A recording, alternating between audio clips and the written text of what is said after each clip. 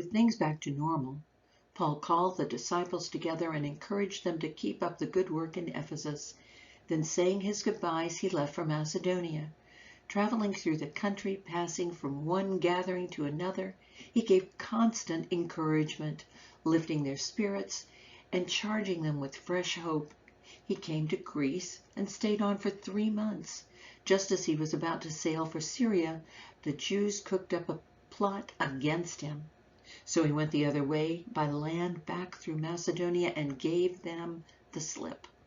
His companions for the journey were Sopater, son of Pyrrhus, from Berea, Aristarchus and Secundus, both Thessalonians, Gaius from Derbe, Timothy, and the 2 from western Asia, Tychicus and Trophimus. They went on ahead and waited for us in Troas. Meanwhile, we stayed in Philippi for Passover week and then set sail. Within 5 days, we were again in Troas and stayed a week. We met on Sunday to worship and celebrate the Master's Supper. Paul addressed the congregation. Our plan was to leave first thing in the morning, but Paul talked on way past midnight. We were meeting in a well-lighted upper room, and a young man named Eutychus was sitting in an open window. As Paul went on and on, Eutychus fell sound asleep and toppled out the 3rd-story window. When they picked him up, he was dead. Paul went down, stretched himself on him, and hugged him hard. "No more crying," he said. "There's life in him yet." Then Paul got up and served the Master's Supper and went on telling stories of faith until dawn. On that note, they left, Paul going one way, the congregation another, leading the boy off alive and full of life themselves. In the meantime, the rest of us had gone on ahead to the ship and sailed for Assos, where we planned to pick up Paul. Paul wanted to walk there, and so had made these arrangements earlier.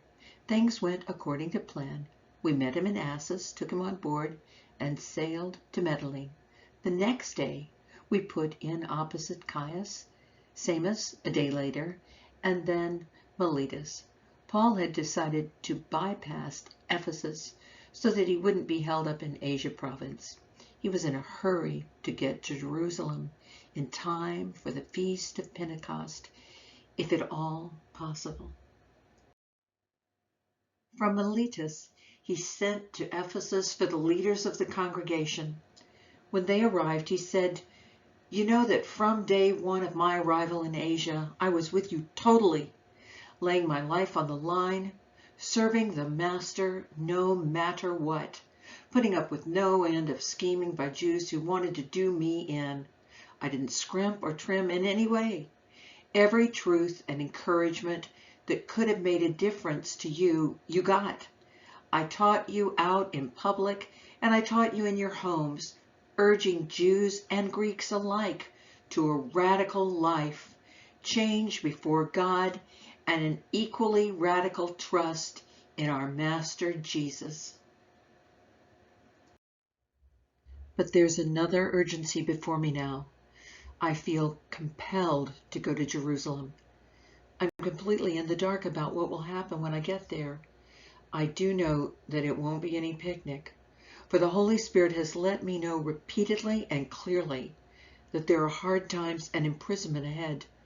But that matters little. What matters most to me is to finish what God started, the job the Master Jesus gave me of letting everyone I meet know all about this incredible, extravagant generosity of God.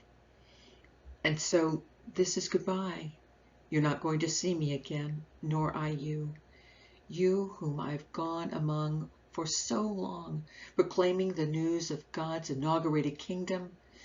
I've done my best for you, giving you my all, held back nothing of God's will for you. Now it's up to you. Be on your toes, both for yourself and your congregation of sheep. The Holy Spirit has put you in charge of these people. God's people they are, to guard and protect them. God himself thought they were worth dying for. I know that as soon as I'm gone, vicious wolves are going to show up and rip into this flock. Men from your very own ranks, twisting words so as to seduce disciples into following them instead of Jesus. So stay awake and keep up your guard.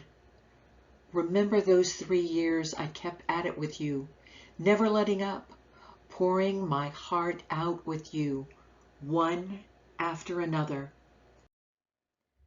Now I'm turning you over to God, our marvelous God, whose gracious word can make you into what he wants you to be and give you everything you could possibly need in this community of holy friends. I've never, as you well know, had any taste for wealth or fashion. With these bare hands, I took care of my own basic needs and of those who worked with me. In everything I've done, I have demonstrated to you how necessary it is to work on behalf of the weak and not exploit them. You'll not likely go wrong here if you keep remembering that our Master said, "You're far happier giving than getting." Then Paul went down on his knees, all of them kneeling with him, and prayed. Then a river of tears, much clinging to Paul, not wanting to let him go. They knew they would never see him again. He had told them quite plainly. The pain cut deep. Then bravely they walked him down to the ship